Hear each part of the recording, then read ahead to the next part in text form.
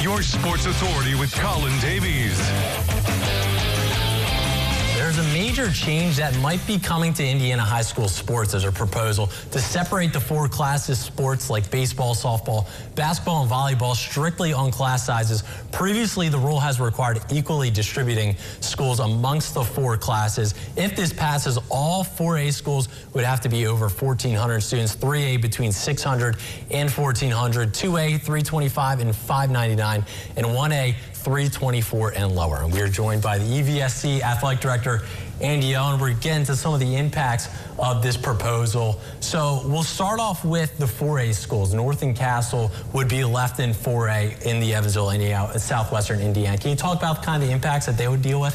Well, North and Castle, both being the largest schools around this area in our community, having to play 4A, the biggest probably difficult for them would be the travel, where they have been comfortable playing within district here and even hosting the 4A sectional in Evansville.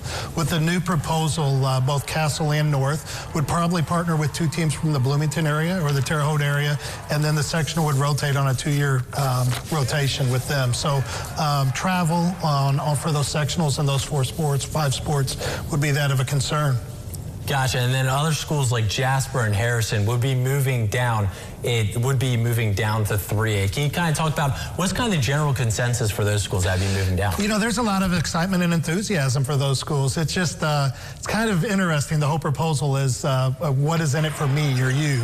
Each school kind of wears that hat, and I think what the IHSAA is trying to do is look at it overall for what's best for students. But when we talk about both Wrights, Central, and Harrison, the ability to drop down, the proposal that you had showed the numbers, they're similar throughout the whole entire tournament. Whereas now, as a school of maybe 1,000, as you move on to regional and semi-state and 4A, you might play schools with 2,000 and 3,000.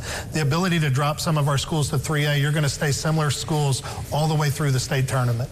Okay, and then some of the other impacts. So if Evansville had to vote for this, what would it be and why? You know, again, I'd have to put on my hat and say for each school, the majority of our schools would be for this, but we see the concerns at North and both Bossy as well, maybe having to stay within with some larger schools dropping down, and North to travel. So overall, our schools, it's 3-2. They'd be for it. And, you know, we're just real excited Thursday to see what happens. The athletics are so important part of this community, and that decision will be made, and our kids will still be competing and playing.